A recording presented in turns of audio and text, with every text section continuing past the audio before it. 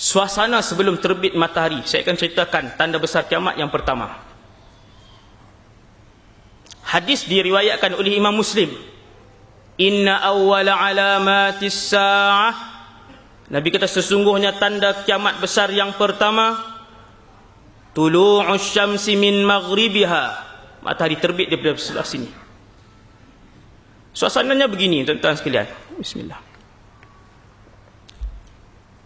Sebelum terbit matahari di sebelah barat, matahari akan menghilangkan dirinya selama 3 hari.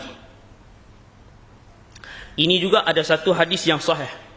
Kemana matahari itu pergi, sekejap lagi kita beritahu. Manusia semua akan bangun pagi, satu pagi. Ini kita pakat beringat, kita belajar. Kita dah ada maklumat ni, alhamdulillah, kita pakat ingatkan anak-anak, saudara mara kita dan sebagainya. Allah pilih kita malam ni untuk datang dan mendengar ilmu ini. Hadis Nabi yang jumlahnya ratusan ribu, yang banyak rahsia yang kita belum mendengar. Kata Rasulullah, apabila kalian bangun pada pagi itu, macam biasa kita solat subuh, masih gelap. Selalunya jam 7 sudah cerah. Jam 7 sudah cerah. Tetapi pada hari itu kita akan melihat jam 7, 8 pagi, 9 pagi, suasananya begini. Yang macam tuan-tuan tengok ni. Kita pun tengok. Ini sudah jam 9. Jadi kita pun tengok ke langit, oh mungkin nak hujan kot. Kan orang kita begitulah, kalau gelap ni maksudnya gelap terlampau itu nak hujan. Kita pun tengok nak hujan. Masa berlalu, pukul 10, pukul 11, kita tengok masih gelap. Ini bukan hujan ni. Tidak ada awan yang gelap, tidak, ini bukan hujan. Maka ketika itu kita tahu, boleh jadi ini adalah tanda yang disebut oleh Rasulullah. Boleh jadi. Kita pun tunggu lagi. Selepas pukul 1, suasana masih gelap. Tok Bilal datang masjid apa semua, nak azan ke tidak ni? 12.30 dah masuk waktu. 12.30 kan Zuhur. 12.30 sudah masuk waktu, tapi masih gelap. Azan. Wahai Bilal yang belajar ilmu hadis tentang kiamat, azan. Seperti biasa. Kita pun solat macam biasa, walaupun gelap. Manusia ketika itu sudah pun berkumpul di banyak tempat. Masing-masing tanya. Pukul 3 petang, pukul 4 petang. Ini apa yang berlaku ni?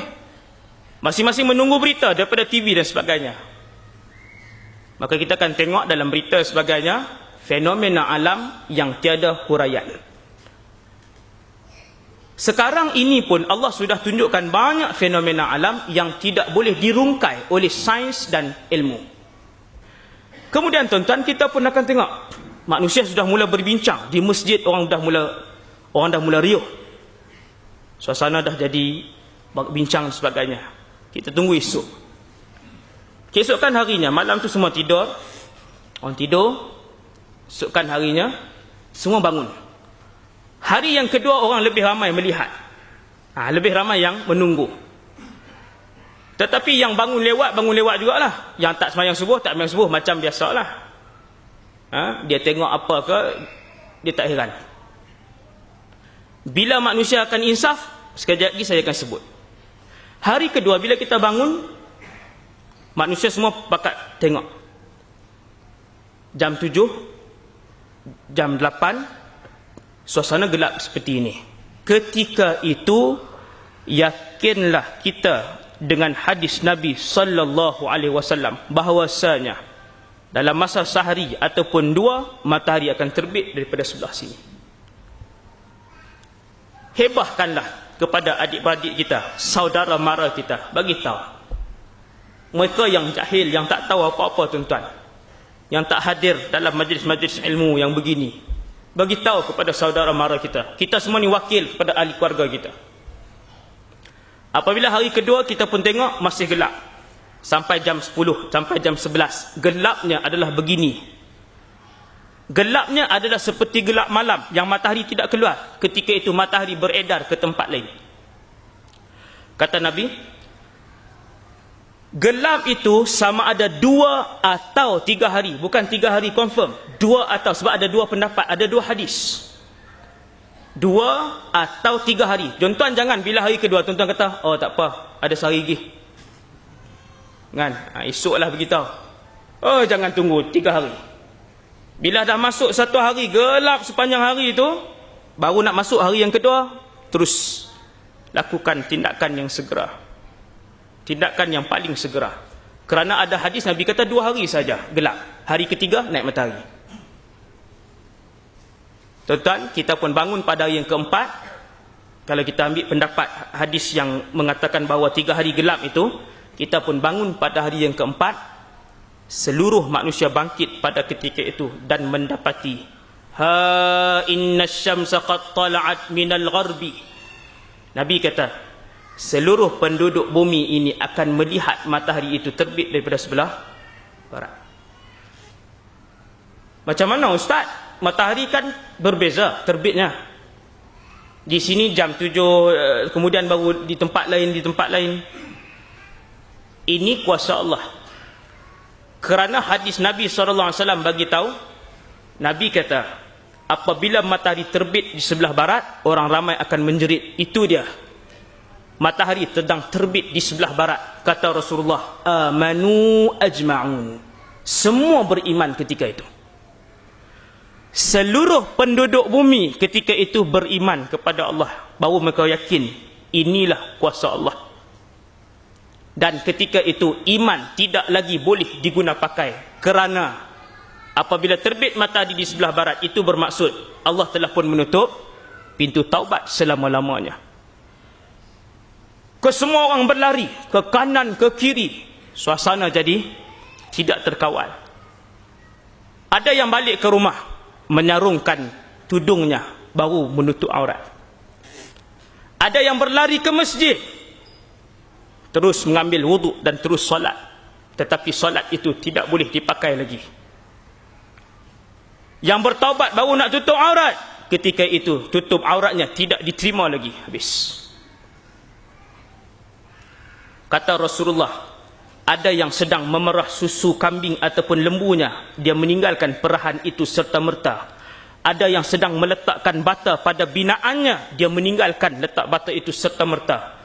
Ada yang ketika itu sedang berjual beli, dan ketika itu juga dia melepaskan duit dan barangnya, kata Nabi. Ini Nabi buat contoh. Mereka balik ke rumah, mengambil emas masing-masing. Nabi sebutkan dalam hadis itu az-zahabul ahmar, emas merah. Ambil emas merah, mencari orang-orang miskin. Ketika itu berlari ke rumah orang miskin, lalu diletakkan di depan rumah orang miskin, diketuk pintu, makcik ambillah semua emas ni, saya sedekah fi sabilillah. Ini sedekah saya. Makcik itu kata, halla kana bil ams. Alangkah baiknya kalau sedekah ini semalam kamu berikan kepada saya, ia masih bermanfaat. Kenapa hari ini sudah tak manfaat?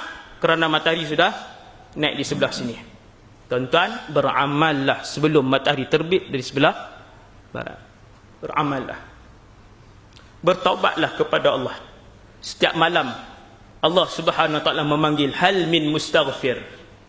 Ada tak siapa-siapa yang ingin bertaubat? Hal min taib. Adakah siapa-siapa di kalangan hamba-Ku yang akan bertaubat? Kemudian bila matahari naik sebelah sini, dia akan naik seperti biasa, akan naik sikit. Sampailah berada di tengah-tengah langit Zuhur, kemudian matahari itu akan kembali. Dan dia akan berpusing seperti biasa keesokan paginya daripada arah timur. Macam biasa balik, keadaan menjadi normal. Cuma hari pertama dia naik itu adalah petanda daripada Allah. Wahai manusia sekalian, pintu taubat telah pun ditutup. Itu isyaratnya. Kemana pergi matahari? Nabi sebut dalam satu hadis, matahari meninggalkan tempat pusingannya, menuju ke bawah arash Allah. Arash ini akan dilihat oleh kita semua di padang mahsyar nanti. Itu cerita mahsyar. Tuan-tuan, di mahsyar kita akan melihat arash Allah. Matahari pergi di bawah arash, sujud kepada Allah Subhanahu wa taala. Hadis ni hadis sahih. Tuan-tuan jangan risau, saya belajar hadis di Syria dulu. Insya-Allah saya hanya pegang dengan hadis-hadis yang kuat sahaja. Hadis dhaif pun boleh diamalkan. Ada sebagian hadis dhaif diamalkan, tapi dia ada syarat-syaratnya yang lain. Matahari ini pergi, dia tunduk sujud di bawah arash. Lalu Allah Subhanahu wa taala mengarahkan pada matahari itu, wahai matahari, selama 3 hari dia pergi. Sebab tu bumi gelap selama 3 hari ketika itu. Allah puji matahari yang merupakan hamba Allah, tidak pernah melakukan kemungkaran ataupun mengingkari arahan Allah walaupun satu saat. Tuan-tuan, alam ini kesemuanya patuh kepada Allah. Binatangnya, tumbuhannya, langit dan angin, bukit bukau, sungai dan laut, semua para malaikat, kesemua jenis binatang yang hanya melakukan maksiat dan kemungkaran kepada Allah hanyalah 2 makhluk, iaitulah jin dan manusia sahaja. Syaitan apa semua ni masuk jin lah. Matahari tunduk dengan patuh, tidak pernah lari matahari ini daripada orbitnya walaupun sejengkal ke depan ataupun sejengkal ke belakang. Kata kecendekiawan astronomi, ini ilmu akademik, seandainya matahari itu mara ke depan sebanyak sejengkal, nescaya terbakarlah seluruh bumi ini. Tengok matahari dia pusing. Kalau dia ke depan sejengkal sahaja daripada kedudukannya, kata para ulama cendekiawan astronomi, maka terbakarlah isi bumi ini. Dan seandainya matahari itu berundur ke belakang sejengkal, maka bekulah bumi ini. Tepat dia berada di situ, taat kepada Allah Subhanahu wa taala. Allah arahkan, wahai matahari, selepas 3 hari kembalilah kamu ke tempat pusingan kamu. Tetapi terbitlah pada hari yang pertama daripada sebelah barat, dan kemudian terbitlah kamu seperti biasa kembali. Matahari pun balik selepas 3 hari pulang daripada arash, kembali kepada tempat pusingannya, dan dia terbit daripada arash ini.